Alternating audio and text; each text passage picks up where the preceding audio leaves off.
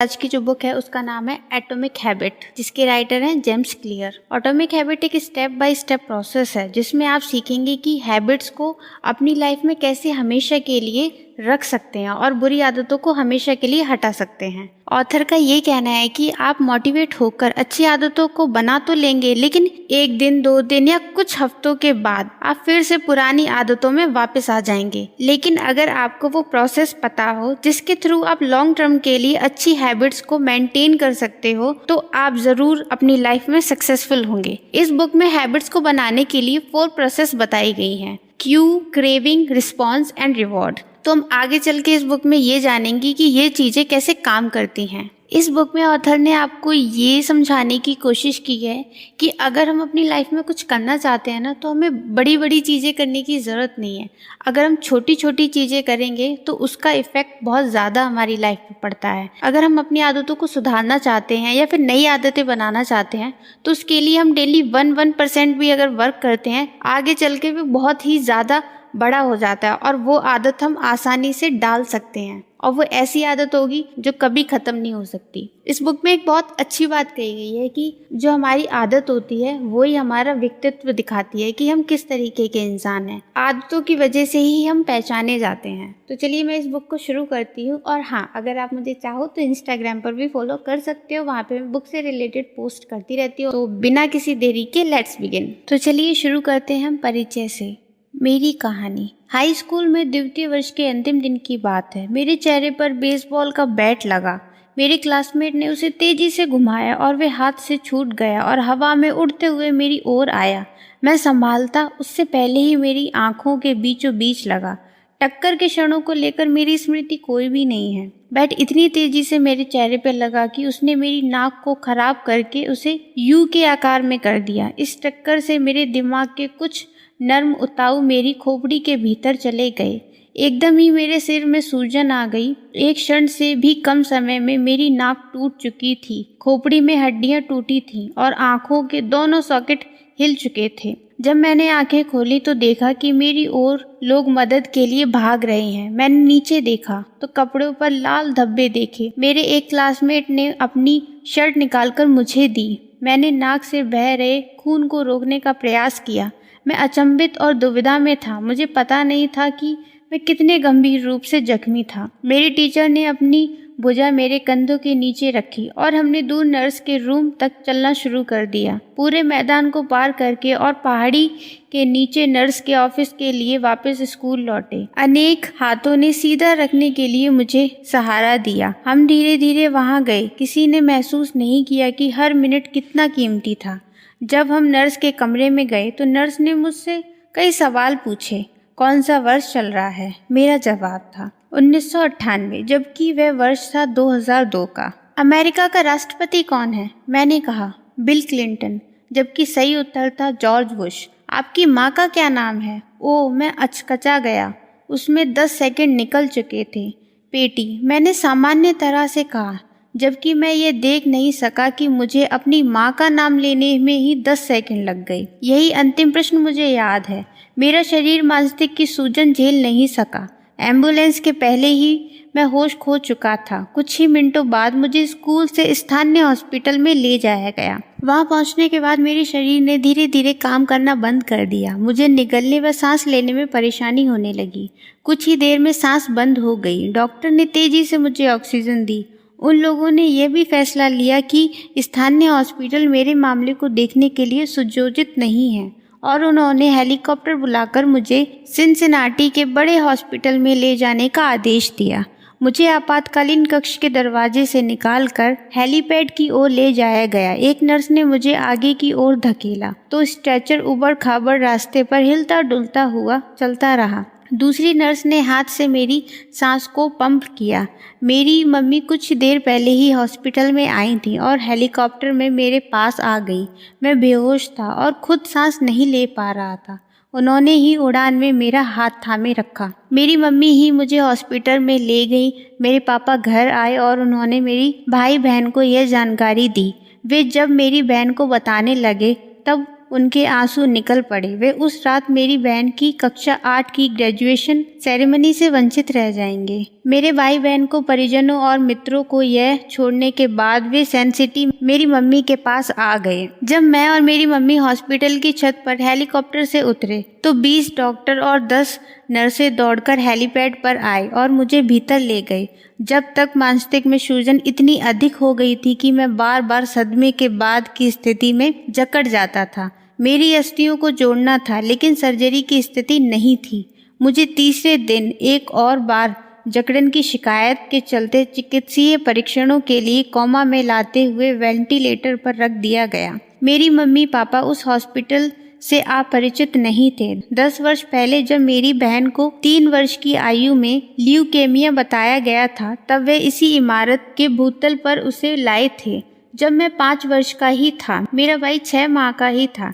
2.5 वर्ष के केमोथेरेपी के उपचार व मारूदंड बोन मैरो की बायोसेपी के बाद मेरी बहन कैंसर से मुक्त हो गई और हंसते खेलते वहां से निकल गई। 10 वर्ष के सामान्य जीवन के बाद मेरी मम्मी पापा उसी जगह अपने एक और बच्चे को लेकर आ गए थे। जब मैं कोमा में चला गया तब हॉस्पिटल ने एक पादरी और एक सामाजिक कार्यकर्ता को मेरे मम्मी पापा की मदद के लिए भेजा। यह वही पादरी था जो 10 वर्ष पूर्व मेरी बहन के भर्ती होने के समय में आया था। दिन ढल कर रात हो चुकी थी। मुझे कई मशीनें जीवित रख रखी थीं। मेरे मम्मी पापा हॉस्पिटल के गद्दों पर कुछ पल के लिए सो जाते और थकान के चलते लेट जाते, लेकिन चिंता के मारे फिर उठ जाते थे। मेरी मम्मी ने मुझे बाद में बताया, यह मेरे जीवन की सबसे खराब रात थी। मेरी सेहत में सुधार, मुझ पर ईश्वर की कृपा हुई और अगले दिन सुबह मेरी सांस लौटी। तब डॉक्टरों ने राहत ली और मुझे कोमा से बाहर निकाल लिया। अतः जब मुझे होश आया, मैंने देखा कि मेरे सूंघने की शक्ति नहीं रही है। तब एक नर्स ने परीक्षण के दौरान मुझसे कहा कि सेब के रस के बॉक्स में जोर से सूंघिए, ऐसा करने से मेरी गंध लेने की शक्ति लौट आएगी। लेकिन तब सब चकित रह गए कि जैसे ही मैंने सांस लेकर खींची, मेरी आंखों के सॉकेट के फ्रैक्चर में तेजी से हवा पहुंचने से मेरी बाईं आंख बाहर आ गई। आंखों का गोल भाग किसी सॉकेट से फूल कर बाहर आ गया था, जिसे खतरनाक ढंग से पलकों और मेरे मस्तिष्क से जुड़ी ऑर्टिक तंत्रिका ने पकड़ रखा था। तब नेत्र विशेषज्ञ ने कहा कि जैसे ही मैं धीरे से सांस छोड़ूंगा तो आंखें वापस अपनी अवस्था में आ जाएंगी, लेकिन यह कह नहीं सकते कि इसमें कितना समय लग जाएगा। हफ्ते के बाद मेरी शल्य क्रिया होने लगी, जिससे मुझे ठीक होने में कुछ समय और लग जाता। मैं ऐसा लग रहा था मानो बॉक्सिंग के मैच में गलत स्थान पर खड़ा हूँ। हम घर लौट आए और मेरी नाक तब भी टूटी हुई थी। मेरे चेहरे पर करीब आधा दर्जन अस्थियां टूटी थी और बाईं आंख फूली हुई। बाद के महीने बहुत कठिन थे। मुझे लगने लगा था कि मेरे जीवन में सब कुछ थम गया। हफ्तों तक मुझे सब कुछ नहीं दिखाई देता था। मैं सीधे नहीं देख पाता था। 1 माह से अधिक समय लगा, लेकिन मेरी आंखें धीरे धीरे ठीक हो गईं। मेरे देखने की समस्या को ठीक होने में 8 माह लग गए। तब मैं कार चला सका। शारीरिक उपचार ने मुझे बुनियादी एक्सरसाइज कराई गई, जैसे सीधे लकीर पर चलना। मैं दृढ़ था। मेरी चोट मुझे अवसाद में ना भर दें, लेकिन कुछ पल थे जिसमें मैं निराश होता था, जबकि कुछ में मैं उत्साह से भर जाता था। 1 वर्ष बाद जब मैं बेसबॉल के मैदान पर लौटा तो यह जानकर मुझे पीड़ा हुई कि कितनी और मेहनत अभी मुझे करनी होगी। यह खेल मेरी जीवन का प्रमुख हिस्सा था। मेरे पापा ने सेंट लुइस कार्डिन के लिए माइनर लीग बेसबॉल खेला था। मेरा भी सपना था कि मैं इसे पेशेवर तरीके से खेल सकूं। महीनों के पुनर्वास के पश्चात मेरी सबसे अधिक इच्छा मैदान पर लौटने की थी, लेकिन बेसबॉल में मेरी वापसी आसान नहीं थी। जब सीजन शुरू हुआ तो मैं एकमात्र जूनियर था जिसे यूनिवर्सिटी की बेसबॉल टीम से हटा दिया गया था। मुझे हाई स्कूल के द्वितीय वर्ष की टीम के साथ खेलने के लिए जूनियर यूनिवर्सिटी भेजा गया। मैं 4 वर्ष की उम्र से खेल रहा था और एक ऐसा व्यक्ति जिसने अपना पूरा समय और प्रयास किसी खेल में लगाया हो, इसे इस तरह से अलग करना अपमानजनक था। मुझे आज भी वह दिन अच्छी तरह याद है जब यह हुआ था। मैं अपनी कार में बैठकर रोने लगा और रेडियो को किसी अच्छे गाने के लिए ट्यून करने लगा जो मुझे बेहतर महसूस करा सके। वर्ष भर के अंत संदेह के बाद मैं यूनिवर्सिटी टीम में सीनियर के रूप में शामिल हो गया, लेकिन मैं मैदान में बहुत ही कम जा सका। कुल मिलाकर हाई स्कूल यूनिवर्सिटी बेसबॉल की मैंने 11 पारियां खेली, जो मुश्किल से किसी एक गेम से थोड़ी सी ज़्यादा थी। हाई स्कूल के मेरे खराब करियर के बाद मैं यह विश्वास कर रहा था कि मैं एक महान खिलाड़ी बन सकता हूँ। मैं जानता था यदि हालात सुधारने हैं उसके लिए मुझे ही कोशिश करनी होगी। चोट लगने के 2 वर्ष बाद निर्णायक मोड़ तब आया जब मैं डेनिसन यूनिवर्सिटी से जुड़े कॉलेज में जाने लगा। यह नया आरंभ था। यही वह स्थान था जहां मैंने पहली बार समझा कि छोटी आदतों में कितना विस्मयकारी सामर्थ्य हो रहता है। आदतों के बारे में मैंने कैसे सीखा। डेनिसन यूनिवर्सिटी जाना मेरे जीवन का सर्वोत्तम फैसला था। मुझे बेसबॉल टीम में स्थान मिला। हालांकि मैं सबसे नीचे रोस्टर में फ्रेशमैन के रूप में था, तो भी रोमांचित था। हाई स्कूल के मेरे वर्षों में उथल पुथल के बावजूद मैं कॉलेज में एथलीट बन गया था। बेसबॉल टीम में मेरी जल्द शुरुआत होने वाली थी, तो मैंने जीवन को विस्थापित करने पर ध्यान देना शुरू कर दिया। मेरे मित्र देर रात तक जगते थे और वीडियो गेम्स खेलते थे। मैंने रात को जल्दी सोने की आदत बना ली। कॉलेज छात्रावास की अस्त व्यस्त दुनिया में मैं अपने कमरे को साफ सुथरा और विस्थापित रखता था। ये छोटे सुधार थे, लेकिन इन्होंने मुझे अपने जीवन पर नियंत्रण रखना सिखा दिया। मैं दोबारा आत्मविश्वास का अनुभव करने लगा। यह बढ़ता आत्मविश्वास मेरी क्लास में भी देखा। मेरे अध्ययन की आदतें सुधर गईं और फर्स्ट ईयर में मुझे लगातार ए ग्रेड्स मिली। आदत एक दिनचर्या या व्यवहार है जो नियमित रूप से प्रदर्शित होती है। ज़्यादातर मामलों में यह स्वतः ही होता है। जैसे जैसे मैं हर सेमेस्टर पास करता गया, वैसे वैसे मैं छोटी छोटी आदतों को निरंतर जोड़ता गया।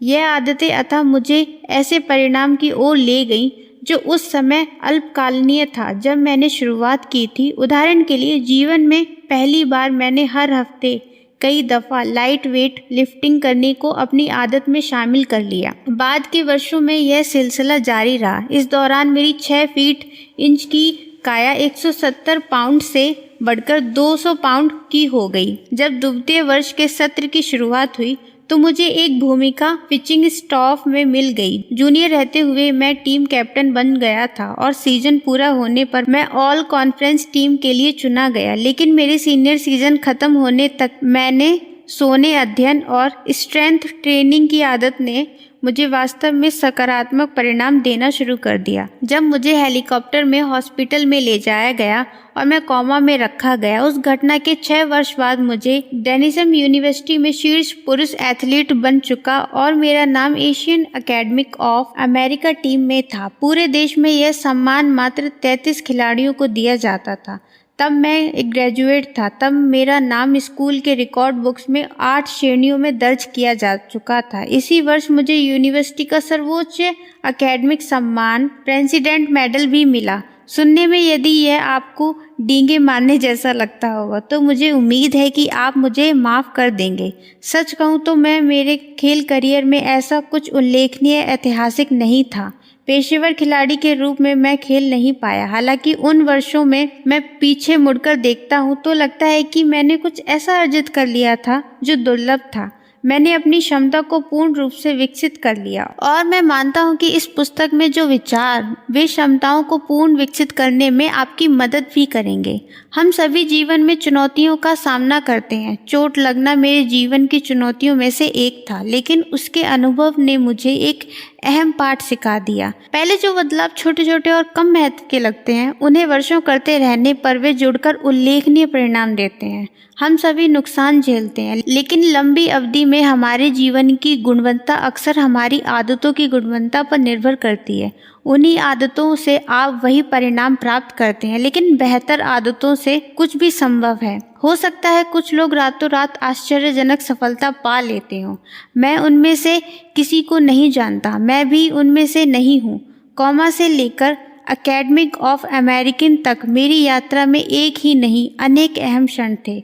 विकास बहुत धीरे धीरे हुआ। छोटी छोटी जीतों और छोटी छोटी महत्वपूर्ण बातों का सिलसिला चलना। मैंने प्रगति का एक ही मार्ग अपनाया और वह था छोटे छोटे से शुरू करना। कुछ वर्षों बाद जब मैंने अपना खुद का कारोबार शुरू किया, तब वह उसके बाद और उस पुस्तक के लेखन में भी मैंने यही रणनीति अपनाई। कैसे और क्यों मैंने यह पुस्तक लिखी। मैंने अपने आलेखन नवंबर 2012 में jamesclear.com पर लिखना आरंभ किया।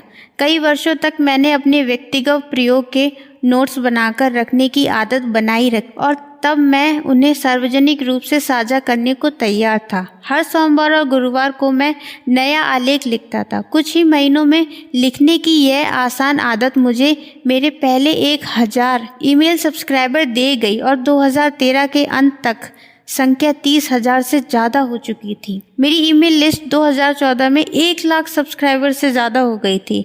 इंटरनेट पर यह सबसे तेज़ी से बढ़ने वाले न्यूज़लेटर की सूची में शुमार हो गया।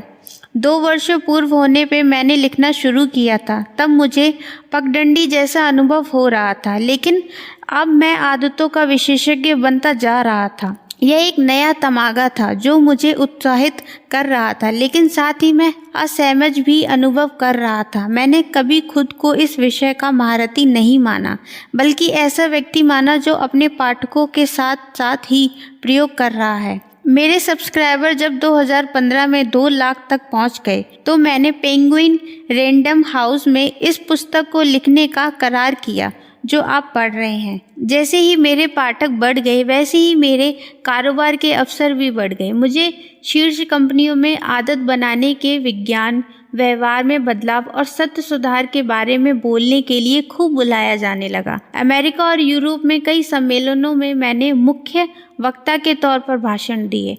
2016 से आलेख बड़े टाइम्स, एंटरप्रेन्योर्स और फोर्ब्स में नियमित रूप से आने लगे। आश्चर्यजनक रूप से इस वर्ष मेरे लेख 80 लाख लोगों ने पढ़े। मेरे कार्यों के बारे में NFL, NBA, MLB की टीमों के कोच पढ़ने लगे और अपनी अपनी टीमों के साथ इसे बांटने लगे। 2017 में मैंने हैबिट्स एकेडमी को शुरू किया। ये उन संगठनों और लोगों के लिए परीक्षण का प्रमुख मंच बन गई जो बेहतर आदतें बनाने में रुचि रखते हैं। 500 कंपनियां और तेजी से बढ़ रहे स्टार्स ऐप ने अपने अधिकारियों और स्टाफ को ट्रेनिंग के लिए यह भेजना शुरू किया। कुल 10 लाख लीडर्स, मैनेजरों, कोचों और शिक्षकों ने हैबिट्स एकेडमी से ग्रेजुएशन किया। उनके साथ मेरे कार्य अनुभव ने मुझे अविश्वसनीय रूप से यह सिखा दिया कि वास्तविक दुनिया में आदतें कम करें जिसके लिए किन किन बातों की जरूरत होगी। जब यह पुस्तक 2018 में खत्म हो गई तो jamesclear.com पर हर माह लाखों की तादाद में विजिटर्स आ रहे थे। लगभग 500,000 मेरे साप्ताहिक ईमेल न्यूज़लेटर को सब्सक्राइब कर चुके थे। यह संख्या मेरी उम्मीद से कहीं ज़्यादा थी। जब मैंने ये शुरू किया था तो मुझे पता नहीं था कि ऐसा संभव है। यह पुस्तक आपको कैसे फ़ायदा देगी, तो चलिए जानते हैं। उद्यमी और निवेशक नवल रविकांत ने कहा, कोई महान पुस्तक लिखने से पहले आपको खुद पुस्तक बनना पड़ता है। मैंने उन विचारों को जाना जिनका उल्लेख इसमें किया गया है। चोट से बाहर निकलने के लिए मुझे छोटी आदतों पर आश्रित होना पड़ेगा ताकि जिम में मौजूद हो सकूं। मैं मैदान में अच्छे स्तर पर प्रदर्शन कर सकूं, लेखन कार्य पर कर सकूं, एक सफल कारोबार चलाऊं और सहजता से एक जिम्मेदार नागरिक के रूप में विकसित हो सकूं। छोटी आदतों ने ना मेरी क्षमताओं को उखेरा और चूंकि आपने यह पुस्तक हाथ में ली है, इसके लिए मेरे अनुमान है कि आप भी अपने भीतर निहित क्षमताओं को पूर्ण रूप से विकसित करना चाहेंगे। बाद के पेजों में हर पायदान पर आपको बेहतर आदतें बनाने की योजना बताऊंगा, कुछ दिन या हफ्तों के लिए नहीं बल्कि जीवन भर के लिए। विज्ञान उद्यपी इन सब बातों को सही मानते हैं जो मैंने लिखी हैं, लेकिन फिर भी यह मात्र अकादमिक शोध पत्र नहीं है। यह काम में लागू होने वाला उपयोगी लेखन है। आदतों को कैसे बनाना है और कैसे बदलना है उसके बारे में आपको व्यवहारिक सलाह दी गई है। मैंने इसके पीछे का विज्ञान भी इस तरीके से समझाया है जिससे समझना और अपनाना आसान है। मैंने जिन क्षेत्रों का वर्णन किया है, बायोलॉजी, न्यूरोसाइंस, फिलॉसफी, साइकोलॉजी और कई अन्य, ये क्षेत्र कई वर्षों से हमसे करीब से जुड़े हैं। मैंने आपको उन उत्कृष्ट लोगों के विचारों का संकलन दिया है जो लंबे समय से इन पर काम कर रहे हैं। साथ ही वैज्ञानिक द्वारा हाल ही की गई नई खोजों को भी बताया है। मैं आशा करता हूं कि मेरा योगदान ऐसे विचारों का पता लगाना है जो सबसे ज़्यादा महत्व के हों और उनसे इस तरीके से जुड़ा जा सके जो अत्यंत ही सरल हो। इन पन्नों में आपको जो भी अच्छा लगे तो उसका श्रेय आप उन विशेषज्ञों को दे सकते हैं जिन्होंने मुझसे पहले काम किया है। अगर कोई मूर्खतापूर्ण बात लगे तो यह मेरी ओर से गलती मानिएगा। इस पुस्तक की रीढ़ 4 कदमों की आदतें हैं: संकेत, ललक, प्रतिसाद और पुरस्कार। वही व्यवहार में परिवर्तन के 4 नियम हैं जो इन 4 कदमों से निकलते हैं। साइकोलॉजी की पृष्ठभूमि वाले पाठक इन शब्दावलियों को ऑपरेट कंडीशन से जान सकते हैं, जिसे सबसे पहले 1930 के दशक में B.F. सिग्नर ने उद्दीपन, प्रतिसाद और पुरस्कार के तौर पर प्रतिपादित किया था। संकेत, रूटीन और पुरस्कार के रूप में ये चार्ल्स डुहिग की हाल में लिखी पुस्तक द पावर ऑफ हैबिट में चर्चित है। व्यवहार के मनोवैज्ञानिक के सिग्नर जैसे वैज्ञानिकों ने समझ लिया था कि यदि आप सही तरह से पुरस्कार और दंड देते हैं तो आपको लोगों से किसी खास शैली में काम कर सकते हैं। लेकिन सिग्नर के मॉडल ने यह बेहतर तरह से समझाया है कि बाहरी उकसावे किस तरह से आदतों को प्रभावित करते हैं। हालांकि हम में से यह अच्छा विवरण नहीं है कि किस तरह हमारे विचार, आभास और मान्यताएं हमारे व्यवहार को प्रभावित करती हैं। भीतर की अवस्थाएं जैसा हमारा मूड और भावनाएं अहम है। हाल के दशकों में वैज्ञानिक ने हमारे विचार, आभास और व्यवहार के बीच संबंध को तय करना प्रारंभ किया। यह शोध भी उन पेजों में शामिल कर लिया जाएगा। मैं जो ढांचा कुल मिलाकर पेश कर रहा हूँ वे संज्ञानात्मक और व्यवहारवादी मनोवैज्ञानिक का एकीकृत मॉडल है। मैं मानता हूँ कि यह मानवीय व्यवहार के पहले मॉडलों में से एक है जो सटीक तरीके से बाहरी उकसावे और आंतरिक भावनाओं की हमारी आदतों पर पकड़ने वाले प्रभाव को बताता है। जहाँ कुछ भाषा आप समझते होंगे, वही मुझे विश्वास है कि आपको व्यवहार परिवर्तन के 4 नियमों का वर्णन और उनके अनुप्रयोग से आदतों के बारे में सोचने का नया मार्ग मिलेगा। मानवीय व्यवहार हमेशा बदलता रहता है, हर स्थिति में, हर पल में, लेकिन यह पुस्तक उस बारे में है जो बदलता नहीं है। यह मानव व्यवहार के मूल सिद्धांतों के बारे में। ये ऐसे सिद्धांत हैं जिन पर आप वर्षों तक चल सकते हैं। इन विचारों से आप कारोबार, परिवार और जीवन खड़ा कर सकते हैं। बेहतर आदतें बनाने का कोई एक मार्ग नहीं है, लेकिन यह पुस्तक आपको वह सर्वश्रेष्ठ उपाय बता रही है जो मैं जानता हूँ।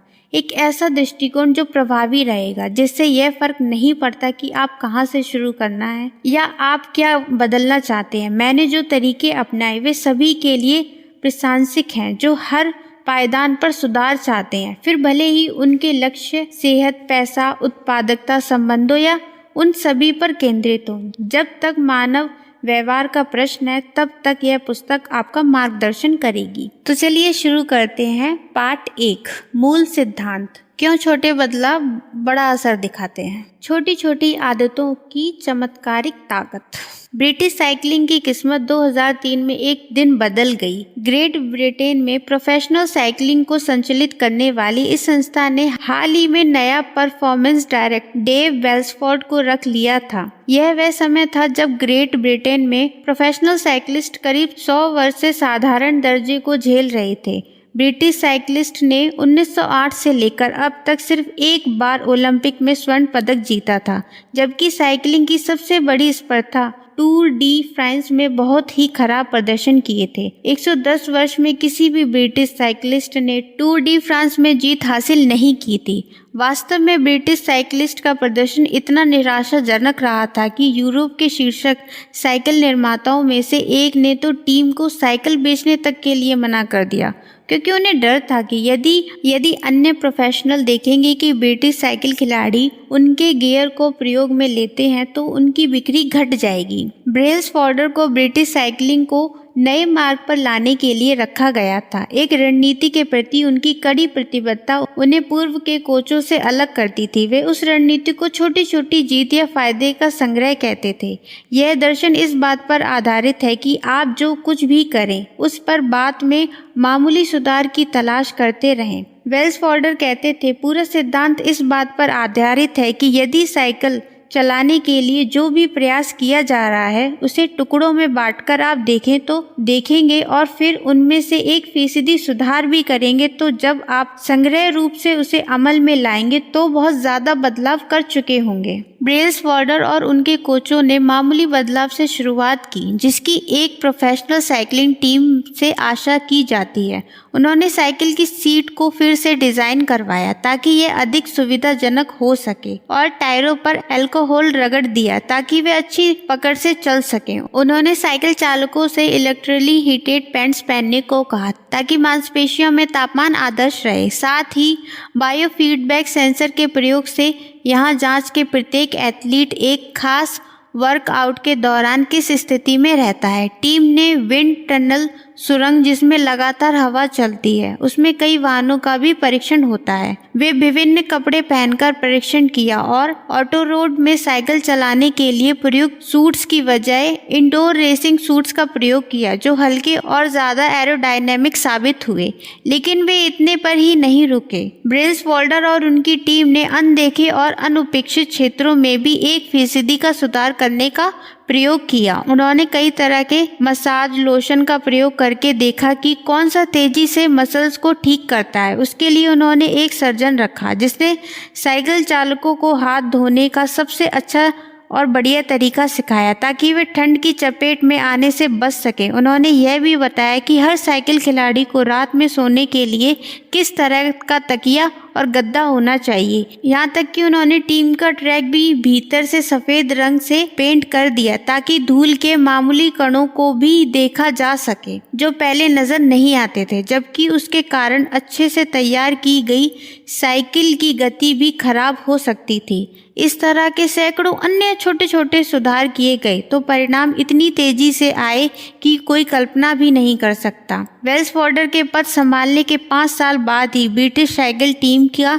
2008 में बीजिंग ओलंपिक में दबदबा रहा, जिसमें उनसे सड़क और ट्रैक साइकिलिंग स्पर्धाओं में 60% स्वर्ण पदक जीते। 4 वर्ष बाद जब ओलंपिक का आयोजन लंदन में किया गया तो ब्रिटिश साइकिल खिलाड़ियों ने 9 ओलंपिक रिकॉर्ड्स और 7 विश्व रिकॉर्ड कमाए। उसी वर्ष ब्रैडली विल्सन पहले ब्रिटिश साइकिलिस्ट बने जिन्होंने टूर डी फ्रांस में जीत दर्ज की। पहले वर्ष उनकी ही टीम के अन्य साथी क्रिस फ्रूम ने यह रेस जीती थी। 2015, 16 और 17 में भी वही जीते। 6 वर्ष में ब्रिटिश साइकिलिस्ट ने 5 मरमता टूर डी फ्रांस में जीत दर्ज की थी। ब्रिटेन के साइकिलिस्ट 10 वर्ष की अवधि 2007 से 2017 के बीच में 178 विश्व चैंपियनशिप और 66 ओलंपिक अथवा पैरालंपिक स्वर्ण पदक जीत चुके थे। साथ ही उन्होंने 5 बार टूर डी फ्रांस में जीत हासिल की थी, जो साइकिलिंग के इतिहास में सबसे ज्यादा सफल दौर माना जाता है। यह होता कैसे है? कैसे सामान्य एथलीट की एक टीम ऐसी मामूली बदलावों से विश्व चैंपियन बनकर खड़ी हो सकती है जो पहली बार देखने पर इतने मामूली लगते थे, उनसे बहुत थोड़ा सा अंतर पड़ सकता है। क्यों छोटे छोटे सुधार एकमात्र होकर इतने उल्लेखनीय नतीजे दे सकते हैं और किस प्रकार से यह नजरिया अपने जीवन में लागू कर सकते हैं? क्यों छोटी छोटी आदतें बड़ा बदलाव करती हैं? तो चलिए जानते हैं। दैनिक जीवन में किसी निर्णायक क्षण के महत्व का आंकलन बढ़ा चढ़ाकर करना और छोटे छोटे सुधारों को अपना समझना बहुत ही आसान है। यही नहीं मानते कि बड़ी सफलता से ज्यादा प्रयास जरूरी है, भले ही वह वजन घटाने का मामला हो, कारोबार बढ़ाने का, पुस्तक लिखने का या चैंपियनशिप जीतने के या किसी मकसद को प्राप्त करने का। हम अपने आप पर इतना दबाव डालते हैं ताकि किसी तरह से कुछ ऐसा बदलाव हो सके कि हर कोई इस बारे में बात करे। इन सब के बीच 1% सुधार कोई भी मायने नहीं रखता। कभी कभी तो इस पर कोई ध्यान भी नहीं देता, लेकिन यह लंबे समय के लिए बहुत महत्वपूर्ण अर्थपूर्ण हो सकता है। छोटा सुधार समय में असाधारण अंतर दिखा सकता है। इसका गणित इस प्रकार से काम करता है। यदि आप प्रतिदिन 1% भी पहले से बेहतर होते हैं तो पूर्व 1 वर्ष में 37 गुना बेहतर बन सकते हैं। इसके विपरीत यदि आप 1 वर्ष तक हर दिन 1% बेहतर होते हैं तो आप 0 के करीब हो जाएंगे। भले ही छोटी जीत से शुरुआत हो या छोटी हार से, यह एकमात्र होकर कई गुना हो जाती है। आदतें आत्म सुधार का चक्रवृद्धि ब्याज होती हैं। जिस प्रकार से धन चक्रवृद्धि ब्याज में कई गुना बढ़ता है ना, उसी प्रकार से आपकी आदतों का प्रभाव बार बार करने पर बढ़ता जाता है। भले ही वे किसी दिन मामूली बदलाव के रूप में दिखती हों, लेकिन कई महीने और सालों बाद उनका प्रभाव जबरदस्त हो सकता है। जब आप 2, 5 या कदाचित 10 वर्ष पीछे की ओर देखते हैं तो आपको स्पष्ट दिखता है कि अच्छी आदतों के मूल्य क्या हैं और बुरी आदतों के लिए क्या कीमत चुकानी होती है। जीवन में प्रतिदिन इस अवधारणा को महसूस करना कठिन होता है। हम अक्सर छोटे बदलावों को इसलिए नकार देते हैं क्योंकि वे उस पल इतने उल्लेखनीय नहीं दिखाई देते। यदि आप आज थोड़ा भी पैसा बचाते हैं तो आप करोड़पति नहीं हो जाते। यदि 3 दिन जिम जाएंगे तो भी आप बेडौल ही रहेंगे। यदि आप हर रोज 1 घंटा मैंडरिन पढ़ते हैं तो आप भाषा नहीं सीख पाते। हम कुछ बदलाव करते हैं लेकिन नतीजे तेजी से नहीं दिखते और फिर हम पुराने ढर्रे पर ही लौट जाते हैं। दुर्भाग्य से बदलाव की धीमी गति भी हमें बुरी आदतों की ओर प्रवृत्त करती है। यदि आप अपने सेहत को लाभ ना पहुंचाने वाला भोजन खाएंगे तो उससे ज़्यादा फर्क नहीं होगा। यदि आप देर रात तक काम करते हैं और अपने परिवार की उपेक्षा करते हैं तो वे आपको माफ़ कर देंगे। यदि आप एक दिन अपना प्रोजेक्ट टालते हैं तो उसे पूरा करने के लिए बाद में 1 दिन अधिक लगेगा। एक फैसले को आसानी से खारिज किया जा सकता है, लेकिन जब आप खराब फैसलों से 1% गलती करते हैं और छोटी छोटी गलती दोहराते चलते हैं और साथ ही छोटे छोटे बहानों को सही ठहराते हैं तो हमारा यही चयन अंत में बढ़कर खराब नतीजा दे सकता है। यह कई गलतियों का संचलन होता है। 1% गिरावट के ही कारण बाद में समस्या होती है। अपनी आदतों में बदलाव से जो प्रभाव होता है वह किसी विमान को अपने मार्ग से कुछ ही डिग्री बदलने के समान होता है। जरा सोचिए कि आप लॉस एंजलिस से न्यूयॉर्क जा रहे हैं। यदि पायलट एल एक्सिस से चलते हुए ही 3.5 डिग्री दक्षिण की ओर मुड़ जाता है तो न्यूयॉर्क पार की बजाय आप वॉशिंगटन डीसी में उतरेंगे। उड़ान भरते समय इतने मामूली बदलाव की ओर शायद ध्यान ना जाता हो। भले ही विमान का अगला भाग कुछ फीट ही मुड़ा हो, लेकिन यह अतः अमेरिका में ही आपको सैकड़ों मील दूर रखेगा। इसी प्रकार से दैनिक जीवन की आदतों को मामूली बदलाव आपके जीवन को किसी और दिशा में ले जाता है। 1% बेहतर या 1% बेहतर उस पल भले ही उल्लेखनीय ना लगे, लेकिन कालांतर में यह भारी बदलाव दिखा सकता है कि आप क्या हैं और आप क्या हो सकते हैं। सफलता प्रतिदिन की आदतों का उत्पाद है। जीवन में केवल एक बार बदलाव का नहीं। इससे कोई फर्क नहीं पड़ता कि आप अभी कितने सफल हैं या असफल हैं, लेकिन फ़र्क उससे पड़ता है कि आप आपकी आदतों आपकी सफलता के मार्ग पर ढाल रही है या नहीं। आपकी आदतें आपको सफलता के मार्ग पर डाल रही हैं या नहीं। आपको अपने वर्तमान नतीजों की बजाय अपने वर्तमान मार्ग पर अधिक ध्यान देना चाहिए। यदि आप करोड़पति हैं और आप हर महीने जो कमा रहे हैं उससे अधिक खर्च कर रहे हैं तो आपका रास्ता ठीक नहीं है। यदि आपके खर्च करने की आदतें बदलती नहीं हैं तो अतः अच्छा नहीं रहेगा। उसके विपरीत आप हर महीने कुछ न कुछ बचा रहे हैं तो आप वित्तीय रूप से स्वतंत्र या स्वायत्त होने के मार्ग पर आगे बढ़ रहे हैं। भले ही आप जितना चाहते हैं उससे धीमी गति से चल रहे हों। आपके परिणाम आपकी आदतों का ही संकलन होते हैं। आपकी वित्तीय आदतों का परिणाम आपकी नेटवर्थ है। खाने की आदत ही आपके वजन का निर्धारण करती है। आपकी सीखने की आदत का परिणाम ही आपका ज्ञान है। आपकी सफाई की आदतों का नतीजा अलग दिखता है। आप जो दोहराते हैं वह आपको प्राप्त होता है। यदि आप अपनी भविष्यवाणी करना चाहते हैं कि आप जीवन में कहां पहुंचेंगे तो आपको छोटे फायदे और छोटे नुकसानों दोनों का एक वक्र बनना होगा। तो आप देखेंगे कि किस तरह से आपके दैनिक जीवन की पसंद नापसंद 10 या 20 वर्ष में आपको क्या परिणाम देगी। क्या आप हर महीने की कमाई से कम खर्च कर रहे हैं? क्या आप हर हफ्ते जिम जा रहे हैं? क्या आप पुस्तक पढ़कर हर दिन कुछ नया सीख रहे हैं? इस तरह के छोटे छोटे संघर्ष आपका जीवन अपने आप बदल देंगे। सफलता और असफलता के अंतर को समय बहुत बढ़ा देता है। आप जीवन को जो भी दे रहे हैं वह गुणित होकर सामने आएगा। अच्छी आदतें समय को आपका दोस्त बना देंगी, खराब आदतें समय को आपका दुश्मन बना देंगी। आदतें दो धारी तलवार हैं। बुरी आदतें आसानी से आपको खत्म कर सकती हैं, जिस तरह से अच्छी आदतें आपको बेहतर बना सकती हैं। इसलिए उसे समझना बहुत महत्वपूर्ण है। आपका जानना आवश्यक है कि किस प्रकार से आदतें काम करती हैं और अपनी पसंद के अनुसार कैसे उन्हें बनाया जाए, ताकि आप इस दोधारी तलवार की एक धार से बच सकें। प्रगति वास्तव में होती कैसी है? सोचिए कि आपके सामने टेबल पर एक बर्फ का क्यूब रखा है। कमरे में इतनी ठंडक है कि आप अपनी सांस को देख सकते हैं। यह तापमान 25 डिग्री है। कमरा धीरे धीरे गर्म होने लगता है। 26 डिग्री, 27 डिग्री, 28 डिग्री। आपके सामने रखी टेबल पर बर्फ का क्यूब अभी भी है। 29 डिग्री, 30, 31। अब तक कुछ नहीं हुआ। फिर 32 डिग्री।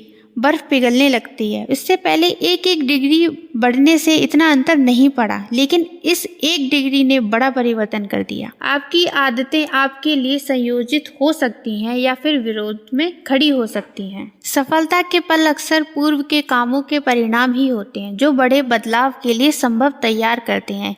यह स्थिति हर जगह देखने को मिल जाएगी। कैंसर अपने जीवन का 80% भाग को पता चले बिना ही बिताता है, लेकिन फिर कुछ ही माह में शरीर को खत्म कर देता है। बांस पहले 5 वर्षों में बड़ा हुआ नहीं दिखाई देता, क्योंकि वह जमीन के भीतर जड़ें जमाता रहता है और अगले 6 हफ्तों में 90 फीट तक बढ़ जाता है। इसी प्रकार आदतें भी तब तक कोई फर्क नहीं डालती जब तक कि आप एक अहम सीमा को पार नहीं कर लेते और नए स्तर पर नहीं लाते।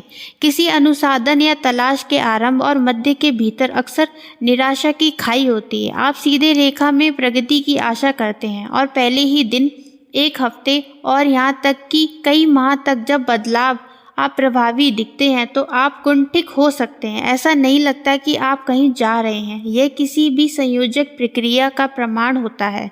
सर्वाधिक शक्तिशाली परिणामों में विलंब होता है। यह मूल कारणों में से एक है कि क्यों स्थायी आदतें बनाना इतना मुश्किल होता है। लोग कुछ छोटे छोटे बदलाव करते हैं और उन्हें ठोस नतीजे नहीं मिलते तो वे उसे रोक देने का फैसला करते हैं। आप सोचते हैं, मैं कई महीनों तक हर दिन दौड़ता हूँ, तो मैंने अपने शरीर में बदलाव क्यों नहीं देखा?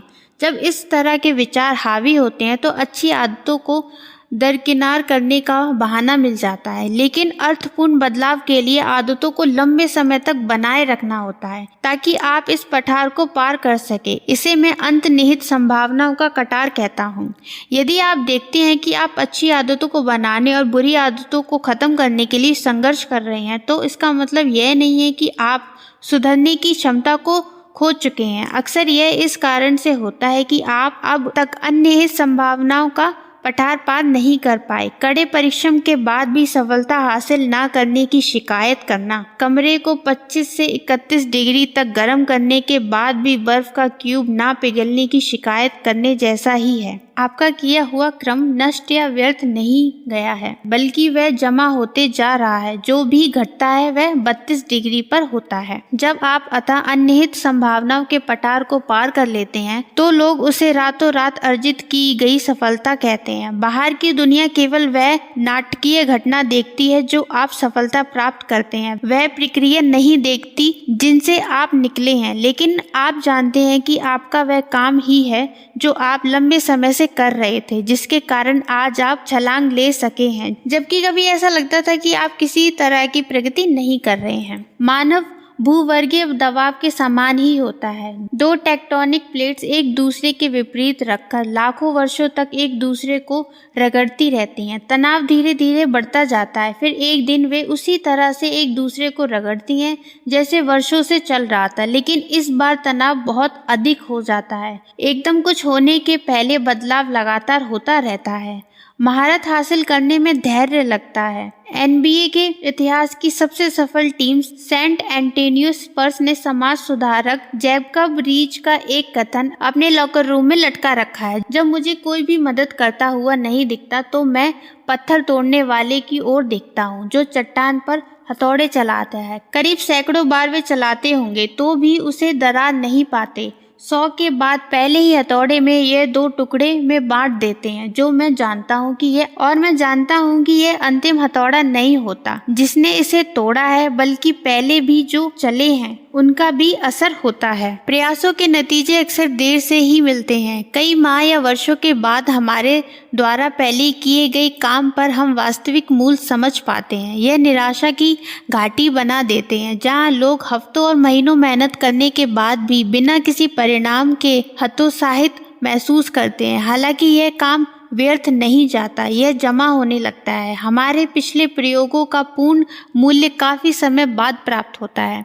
सभी बड़ी चीज़ें छोटी शुरुआतों से प्राप्त हो पाती हैं। हर आदत का बीज अकेला छोटा सा निर्णय करता है, लेकिन जैसे ही वह फैसला बार बार आदत के रूप में उभरने लगता है तो वह मजबूत होने लगता है। वह जड़ें जमाता है और शाखाएं निकालने लगती हैं। बुरी आदतों को खत्म करना ठीक अपने भीतर बलूत का एक तगड़ा वृक्ष उखाड़ने के समान है। अच्छी आदतों को बनाना ठीक हर दिन एक कोमल सुंदर फूल को उपजाने के समान है। लेकिन यह इस बात से तय होता है कि क्या हम उस आदत के प्रति इतने निष्ठा रखते हैं कि हम अंतर्निहित संभावनाओं के कटार पर आकर सफलता हासिल कर सकें।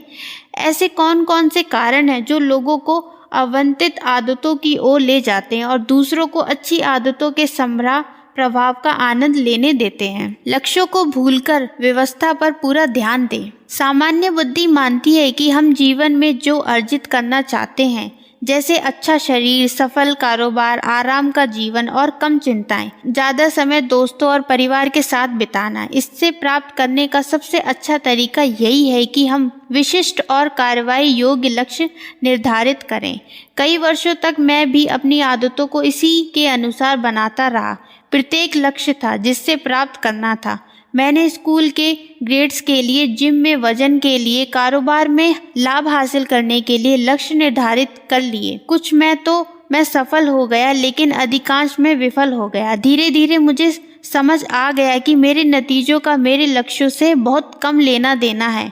लगभग हर चीज़ का लेना देना उन अवस्थाओं से था जिनका मैंने पालन किया था। अवस्थाएं और लक्ष्य के बीच क्या फ़र्क है? यह एक विशिष्टता है। सबसे पहले मैंने इसे डिल्बर्ट कॉमिक के कार्टूनिस्ट स्टॉर्क एंडम से सीखा। लक्ष्य हमेशा वे परिणाम होते हैं जिन्हें आप प्राप्त करना चाहते हैं। व्यथाएं की प्रक्रिया है जो आपको नतीजे की ओर ले जाती है। यदि आप कोच हैं तो आपका लक्ष्य केवल चैंपियनशिप जीतने का होता है। व्यवस्था वह तरीका है जिसके तहत खिलाड़ियों का चयन होता है, अपने सहायक कोचों को तैयार किया जाता है और अभ्यास किया जाता है। यदि आप उद्यमी हैं तो आपका लक्ष्य लाखों डॉलर का कारोबार बनाने का होगा। आपकी व्यवस्था प्रोडक्ट आइडिया का परीक्षण करना, कर्मचारी रखना और मार्केटिंग के लिए अभियान चलाना होंगी। यदि आप एक संगीतकार हैं तो आपका लक्ष्य एक नई रचना को तैयार करना होगा। कितनी बार आप अभ्यास करते हैं, कितनी बार आप हिम्मत हार जाते हैं, मुश्किल उपयोगों से कैसे निपटते हैं, गुरु से फीडबैक लेने के लिए प्रक्रिया आदि आपकी व्यवस्था है। अब एक रोचक प्रश्न है, यदि आप अपने लक्ष्य की उपेक्षा करके पूरी तरह से व्यवस्था पर ध्यान देते हैं तो क्या आप सफल हो पाएंगे? यदि आप बास्केटबॉल के कोच हैं और स्पर्धा जीतने के लिए लक्ष्य की उपेक्षा करके केवल इस बात पर ध्यान देते हैं कि टीम का हर दिन किस तरह से अभ्यास कर रही है, तो भी क्या परिणाम मिलेंगे? मैं समझता हूँ मिलेंगे। किसी भी खेल में अच्छे स्कोर के साथ फिनिशिंग करना एक लक्ष्य होता है, लेकिन स्कोर बोर्ड की ओर देखते हुए खेल पूरा करना हास्यास्पद हो सकता है। हर दिन कुछ बेहतर होना ही वास्तव में जीत का सही तरीका माना जाता है। 3 बार के सुपर बॉल विजेता बिल वॉल्श के शब्दों में, स्कोर स्वयं अपनी चिंता कर लेगा। यही बात जीवन के अन्य हिस्सों में भी लागू होती है। यदि आप बेहतर परिणाम चाहते हैं तो लक्ष्य तय करना भूल जाएं, व्यवस्थाओं पर ज्यादा ध्यान दें। इसके मायने क्या हैं? क्या लक्ष्य बेकार की चीज है? बिल्कुल नहीं। लक्ष्य दिशा तय करते हैं, लेकिन व्यवस्थाएं प्रगति के लिए सबसे उपयुक्त रहती हैं। समस्याएं तब बहुत सारी हो जाती हैं जब आप लक्ष्य के बारे में सोचने में बहुत समय बिता देते हैं और अपनी व्यवस्थाओं को सुधारने का पर्याप्त समय नहीं देते। तो चलिए देखते हैं कि वो समस्या क्या है। पहली समस्या, जीतने और हारने वालों के लक्ष्य समान होते हैं। लक्ष्य निर्धारित करना वास्तविक बचे रहने के पूर्वग्रह से गंभीर रूप से ग्रस्त होता है। हम उन पर ध्यान देते हैं जो जीत जाते हैं, यानी जो दौड़ में बच जाते हैं। हम यह आंकलन गलत करते हैं कि महत्वाकांक्षी लक्ष्य ने उन्हें सफल बनाया है। हम उन लोगों को नज़रअंदाज कर देते हैं जिनका लक्ष्य भी जीत का ही होता है, लेकिन वे सफल नहीं हो पाते। हर ओलंपिक खिलाड़ी स्वर्ण पदक जीतना चाहता है, हर उम्मीदवार नौकरी चाहता है। यदि सफल और असफल दोनों व्यक्तियों के लक्ष्य समान रहते हैं तो फिर लक्ष्य विजेता को हारने वाले से अलग नहीं करता। टूर डी फ्रांस को जीतने के लक्ष्य ने ब्रिटिश साइकिलिस्ट को शिखर पर नहीं पहुंचाया था, वे तो हर वर्ष स्पर्धा जीतना चाहते थे, ठीक वैसे ही जैसे कई अन्य प्रोफेशनल टीम चाहती थी। यह एक लक्ष्य तो हमेशा ही रहा था। अलग परिणाम तभी आ पाया जब उन्होंने लगातार छोटे छोटे सुधारों की व्यवस्था लागू की। दूसरी समस्या, लक्ष्य प्राप्त करना क्षणिक परिवर्तन मात्र होता है। सोचिए आपका कमरा अस्त व्यस्त है और आपने उससे साफ करने का लक्ष्य रखा है। यदि आप ऊर्जा से भरकर वह करेंगे तो अभी भी वह साफ हो जाएगा, लेकिन यदि आप आलस की वही आदतें जारी रखेंगे जिनकी वजह से कमरा अस्त व्यस्त हुआ है, तो कमरे में नई गंदगी पसर जाएगी और फिर आप किसी और प्रेरणा की उम्मीद करने लगेंगे। आपको बार बार वही परिणाम मिलेंगे क्योंकि आप उसमें निहित व्यवस्था को बदल ही नहीं सके। आपने किसी लक्षण का उपचार बिना कारण जाने ही किया है। लक्ष्य को प्राप्त करने से जीवन में क्षण भर के लिए ही बदलाव होता है। सुधार के बारे में यह सहजन ज्ञान के विपरीत है। हम सोचते हैं कि हमें अपने नतीजे बदलने की जरूरत है, लेकिन नतीजे समस्या नहीं है। वास्तव में हमें वह व्यवस्था या प्रणाली बदलनी चाहिए जो समस्या का कारण है। जब आप परिणाम के स्तर पर समस्या हल करते हैं तो वह स्थायी रूप से हो जाती हैं। बेहतरी के लिए सुधार करना तो आपको व्यवस्था के स्तर पर समस्या हल करनी होगी। जो इनपुट्स हैं उनमें सुधार कर लें, परिणाम खुद सुधर जाएंगे। तीसरी समस्या, लक्ष्य आपकी खुशियों को सीमित करते हैं। किसी लक्ष्य के बारे में अंतर्निहित अनुमान यह रहता है, एक बार लक्ष्य प्राप्त हो जाए तो मैं खुश रहूंगा। लक्ष्य के साथ तब समस्या हो जाती है जब आपकी मानसिकता बन चुकी होती है कि आप अगले पड़ाव की प्रगति तब खुशियां नहीं मनाएंगे। मैं इस झंझट में इतनी बार उलझा हूं कि संख्या मुझे पता नहीं। वर्षों तक खुशियां मेरे लिए भविष्य की बात बनाकर रह गई थी। मैं खुद को ही वचन देता था कि एक बार मैं 20 पाउंड्स मांसपेशियों और बना लूं, मेरे कारोबार का उल्लेखनीय न्यूयॉर्क टाइम्स में हो जाएगा तो अतः मुझे आराम मिलेगा। यही नहीं, लक्ष्य या तो यह है या वह का ठहराव पैदा करता है। या तो आप अपना लक्ष्य प्राप्त करके सफल होते हैं या विफल होते हैं और निराश हो जाते हैं। आप खुद को मानसिक रूप से खुशी की संयोज सोच में बांध लेते हैं। यह गलत दिशा है। यह संभव नहीं है कि वास्तविक जीवन में आपका रास्ता वैसा ही है जैसा खाका अपने दिमाग में शुरुआत के वक्त बनाया था। सिर्फ एक परिदर्शक तक अपनी संतुष्टि की सीमित रखने का कोई मतलब ही नहीं है, जबकि आपके पास सफलता के कई मार्ग हैं। व्यवस्था पहले बनाने की मानसिकता तनाव से मुक्ति प्रदान करती है। जब आप उत्पादकता से ज़्यादा प्रक्रिया से प्रेम करने लगते हैं तो आपको खुश होने के लिए खुद को अनुमति नहीं देनी होगी। आप कभी भी खुश हो सकते हैं क्योंकि प्रणाली या व्यवस्था काम करती जा रही है और एक प्रणाली या व्यवस्था कई रूपों में सफल हो जाती है। यह जरूरी नहीं है कि जो आपने सोचा है उसी में सफलता मिले। चौथी समस्या, लक्ष्यों का दीर्घकालिक प्रगति से टकराव अथा लक्ष्य न्योमुखी मानसिकता आप पर उतार चढ़ाव का प्रभाव छेड़ेगी। कई धावक महीनों तक कड़ा परिश्रम करते हैं, लेकिन जैसे ही वे फिनिशिंग लाइन को पार कर लेते वे परीक्षण रोक देते हैं। रेस उन्हें और अधिक प्रेरित नहीं करती। जब आपका सारा परिश्रम किसी एक लक्ष्य को हासिल करने के लिए होता है तो उसके प्राप्त करने के बाद क्या रह जाता है। उसी कारण से कई लोग लक्ष्य प्राप्ति के बाद खुद को पुरानी आदतों की ओर मोड़ लेते हैं। लक्ष्य निर्धारित करने का मकसद किसी स्पर्धा को जीतना नहीं होता, परंतु व्यवस्थाओं या प्रणाली बनाने का एक मकसद खेल को खेलते रहना होता है। वास्तविक लंबी सोच लक्ष्य विहीन सोच होती है। यह केवल एक लक्ष्य हासिल करने मात्र तक सीमित नहीं होती। यह सतत सुधार या परिशोधन का अंतहीन चक्र है।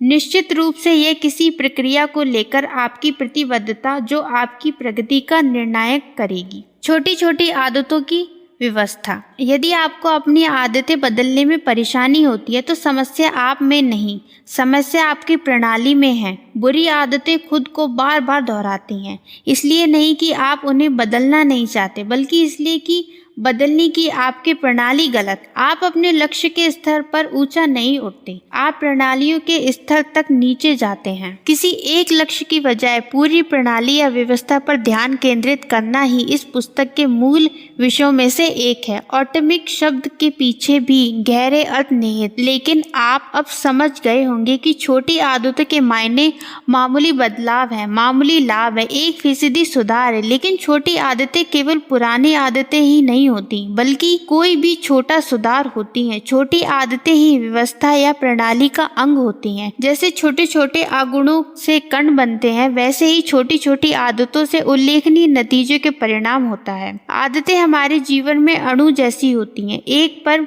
मूल्य इकाई के रूप में होती हैं जो समग्र सुधार में सहयोग देती हैं। पहले ये छोटी आदतें ज्यादा महत्व की नहीं लगती, लेकिन जैसे ये एक के बाद एक बढ़ती हैं तो ये बड़ी जीत का ईंधन बन जाती हैं, जिसकी कीमत आरंभिक निवेश से ज्यादा होती है। वे छोटी और प्रबल दोनों होती हैं। यह ऑटोमिक हैबिट्स के मुहावरे का अर्थ है नियमित अभ्यास या रूटीन को अपनाना। ऐसा न केवल छोटा और करने में आसान होता है, बल्कि यह अतुल्य शक्ति का स्रोत भी होता है।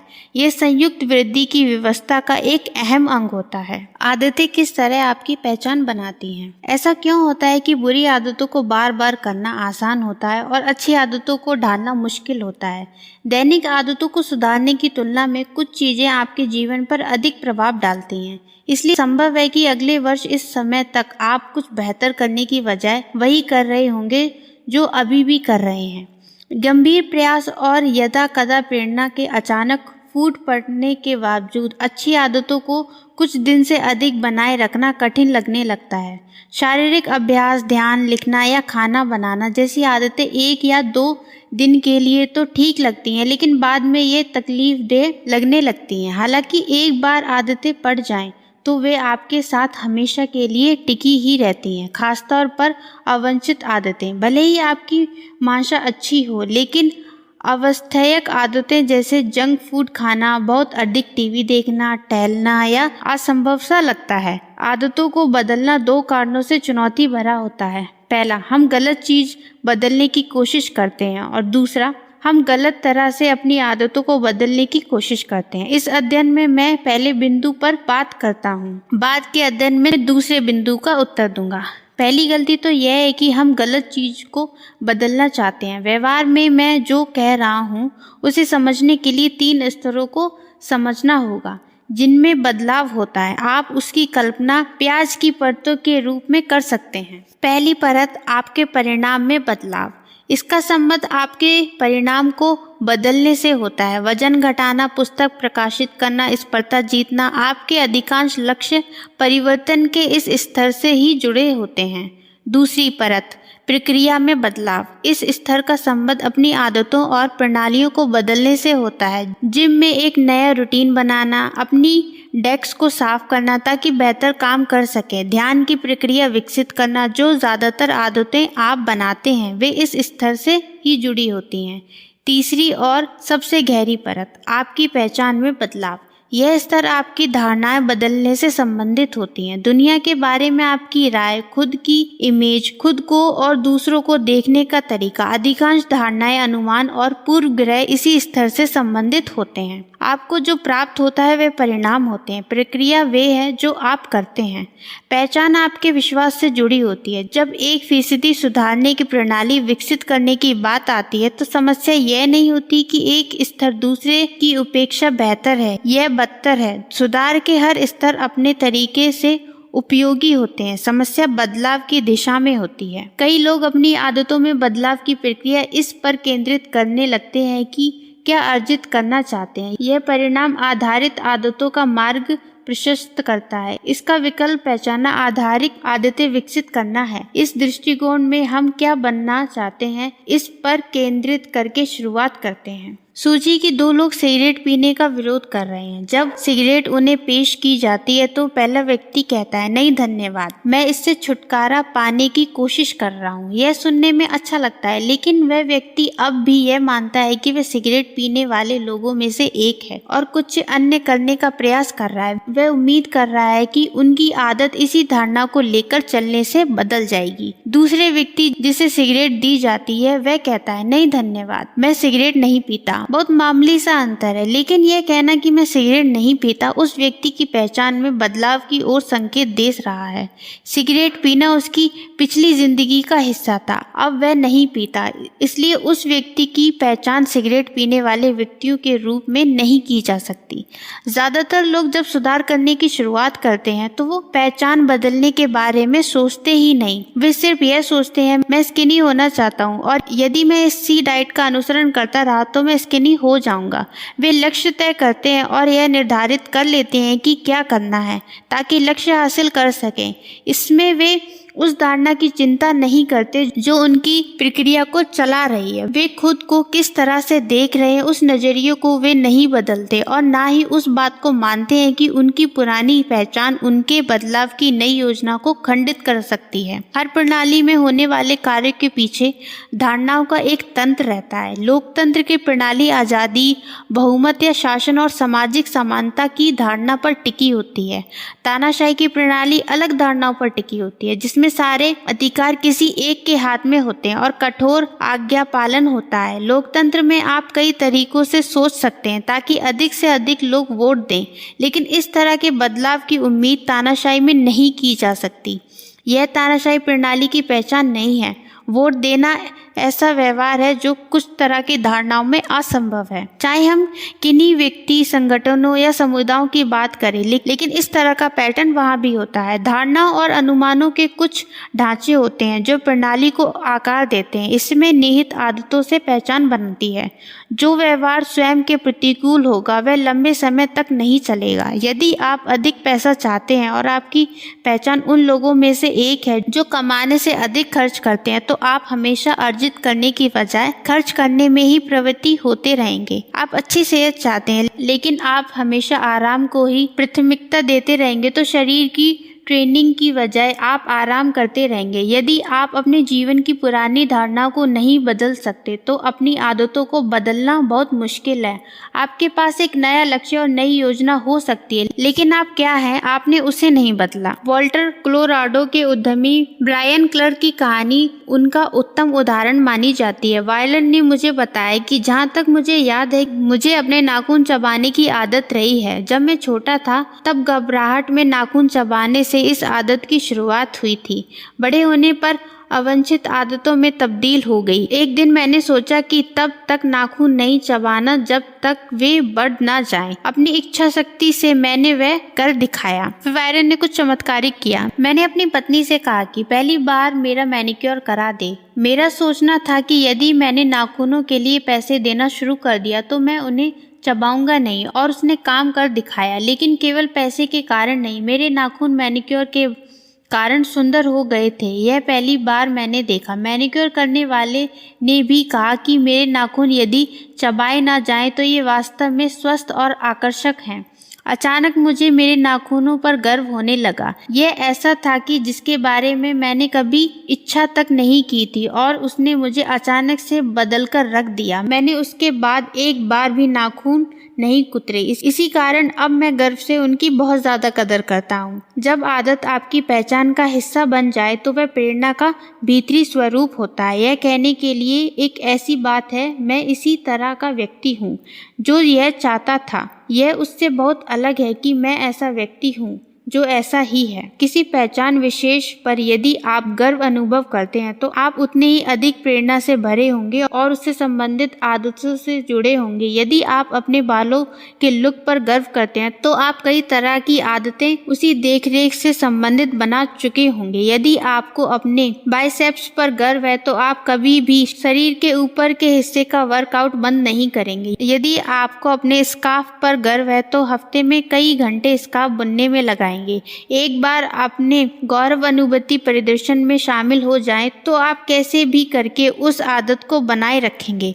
वास्तविक रूप से व्यवहार का बदलना ही पहचान बदलना है। आप किसी प्रेरणा से ही आदत की शुरुआत करते हैं, लेकिन केवल एक ही कारण से आप उस आदत में बने रहते हैं, क्योंकि वह आपकी पहचान बन चुकी होती है। हर एक व्यक्ति खुद को जिम जाने का 1 या 2 बार सेहतमंद खाना खाने के लिए तैयार कर सकता है, लेकिन यदि आप व्यवहार के पीछे की धारणा को नहीं बदलते तो आप लंबे समय तक उस पर चलते रहना कठिन होता है। सुधार तब तक स्थायी रहते हैं जब तक कि वे उसका हिस्सा नहीं बनते जो आप हैं। लक्ष्य पुस्तक पढ़ने का नहीं, लक्ष्य पाठक बनने का है। लक्ष्य मैराथन में दौड़ने का नहीं, लक्ष्य धावक बनने का है। लक्ष्य वाद्य सीखने का नहीं, लक्ष्य संगीतकार बनने का है। आपका व्यवहार आपकी पहचान को प्रतिबिंबित करता है। आप जो करते हैं वह इस बात का संकेत है कि आप किस प्रकार के व्यक्ति हैं। आपकी धारणा उस पर निर्भर करती है कि आप उसे सहजता के साथ करते हैं या बिना सहजता के। शोध बताते हैं कि एक बार व्यक्ति किसी पहचान के एक पहलू पर धारणा बना लेता है तो वह उस धारणा के साथ और जुड़ता चला जाता है। उदाहरण के लिए, जो व्यक्ति मतदाता के रूप में पहचाने जाते हैं वे उन लोगों की तुलना में वोट देने के अधिक इच्छुक होंगे जो कहते हैं कि हम वोट देना चाहते हैं। इसी प्रकार से जो व्यक्ति अपनी पहचान में एक्सरसाइज को शामिल कर चुके होते हैं उसे कभी भी परीक्षण देने के लिए समझाने की जरूरत नहीं होगी। सही करना आसान है। कुल मिलाकर जब आपका व्यवहार और आपकी पहचान दोनों एक हो जाते हैं तो आपको व्यवहार बदलने की आवश्यकता नहीं होती। आप उसी तरह से व्यवहार करते हैं जैसे आप हैं। आदत बनाने के सभी पहलुओं की तरह यह भी दोधारी तलवार है। जब यह आपके लिए काम करती है तो पहचान बदल जाती है और आत्म सुधार का शक्तिशाली बल मिलता है। जब यह विपरीत काम करती है तो आपकी पहचान श्राप बनकर रह जाती है। एक बार अपने पहचान को अपने भीतर बैठा लिया तो अपनी निष्ठा उसके प्रति समर्पित करना आसान हो जाता है ताकि आप में बदलाव की क्षमता पर असर डाल सके। कई लोग संज्ञानात्मक नींद में ही जीवन निकाल देते हैं और उनकी पहचान से जुड़े मायनों का आंख बंद कर पालन करते हैं। मुझे दिशाएं याद करने में परेशानी होती है। मैं सुबह उठ नहीं सकता। मैं लोगों के नाम याद नहीं रख सकता। हमेशा मैं देर से पहुंचता हूँ। टेक्नोलॉजी के मामले में मैं अच्छा नहीं हूँ। मुझे गणित बहुत कठिन लगता है और भी अन्य हजारों बातें। जब आप कोई कहानी स्वयं के लिए लगातार वर्षों तक चलाते रहते हैं तो आप उसे एक मानसिक ढांचे में उतार देते हैं और उसी को सोच मानते हैं। कुछ समय बाद आप कुछ कार्यों से इनकार करने लगते हैं। मैं ये नहीं कर सकता। अपनी खुद की छवि को बनाए रखने का भीतरी दबाव बहुत अधिक होता है और उसी तरह से व्यवहार करना आपकी धारणा का हिस्सा हो जाता है। आप खुद के विरोध को दरकिनार करने के तरीके ढूंढने लगते हैं। कई विचार या कार्य आपकी पहचान से जितनी गहराई से संबंधित होते हैं उसे बदल पाना उतना ही कठिन हो जाता है। यह भले ही गलत हो, लेकिन यह मानना आपके लिए सुविधाजनक हो जाता है कि आपकी संस्कृति की मान्यताएं क्या हैं अथवा आप वे करते हैं जिनसे आपकी छवि बनती है। किसी भी स्तर पर, भले ही वह निजी हो, टीम की हो, समुदाय का हो, सकारात्मक बदलाव से सबसे बड़ा अवरोध पहचान के संघर्ष से जुड़ा होता है।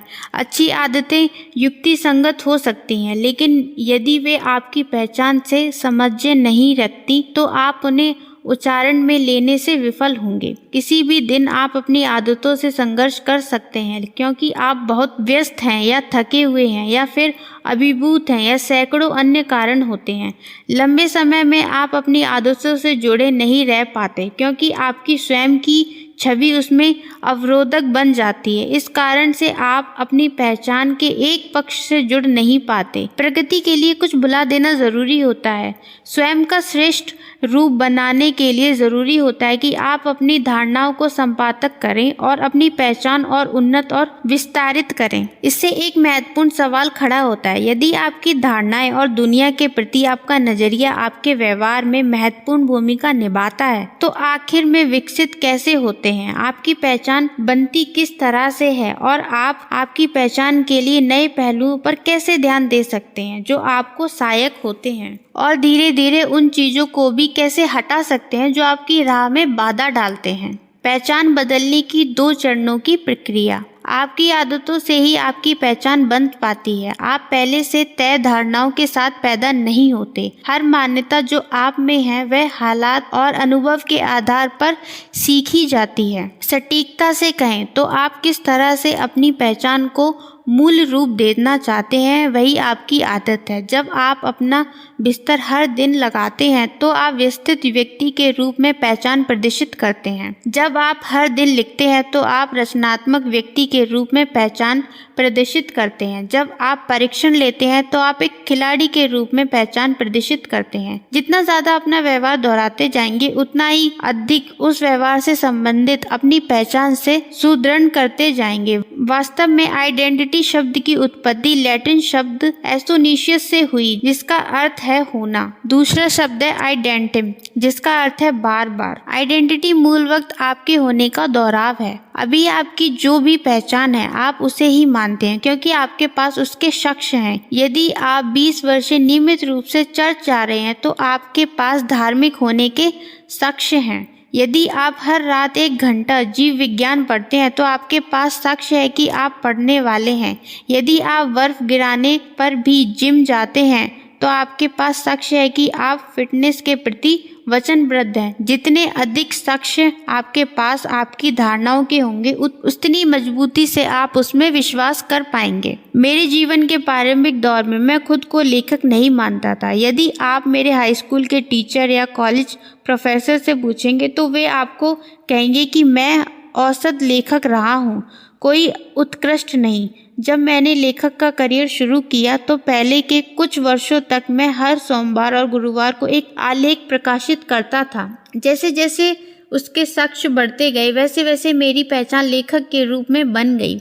मैंने लेखक के रूप में कभी कोई शुरुआत नहीं की थी। मैं अपनी आदतों से लेखक बन सका। इसमें संदेह नहीं है कि आपकी आदतें न केवल आपकी पहचान को प्रभावित करती हैं बल्कि उनकी आवृत्ति से वे कई बार बेहद महत्वपूर्ण हो जाती हैं। जीवन का हर अनुभव आपकी छवि को संशोधित करता है।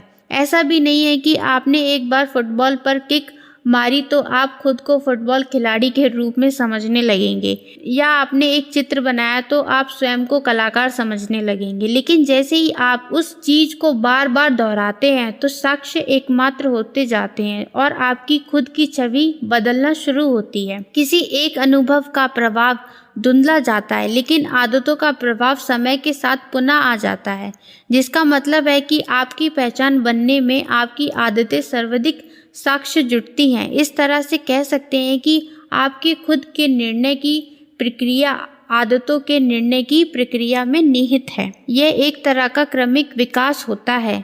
हम अपनी उंगलियां चटकाते हुए बदल नहीं सकते और यह तय नहीं कर सकते कि हम एकदम बदल कर नए हो जाएंगे। हम थोड़ा थोड़ा हर दिन आदत दर आदत के हिसाब से बदलते हैं। हमारे अंदर सतत रूप से सूक्ष्म व क्रमिक विकास होता रहता है। हर आदत एक सुझाव की तरह होती है। अरे शायद यही वह बात है जो मैं हूँ।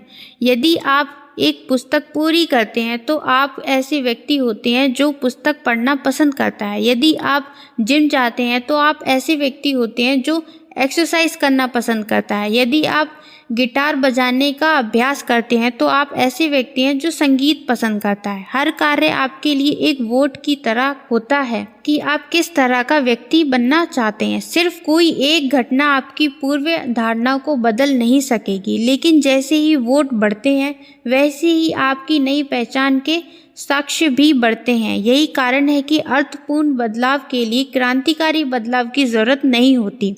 छोटी छोटी आदतें नई पहचान के साक्ष्य देकर अर्थपूर्ण बदलाव लाती हैं, और यदि कोई बदलाव अर्थपूर्ण होता है तो ये वाकई में बड़ा होता है। यह छोटे छोटे सुधारों का विरोधाभास होता है। इन सबको एक साथ देखा जाए तो आप पाएंगे कि आदतें ही आपकी पहचान बदलने का मार्ग है। आप कौन हैं इसे बदलने का सबसे ज्यादा व्यवहारिक उपाय यही है कि आप जो करते हैं उसे बदल डालें। हर बार जब आप एक पेज लिखते हैं तो आप लेखक होते हैं। हर बार जब आप वायलिन का अभ्यास करते हैं तो आप संगीतज्ञ होते हैं।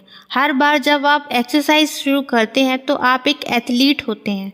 हर बार जब आप कर्मचारियों का प्रोत्साहन करते हैं तो आप एक लीडर बनते हैं।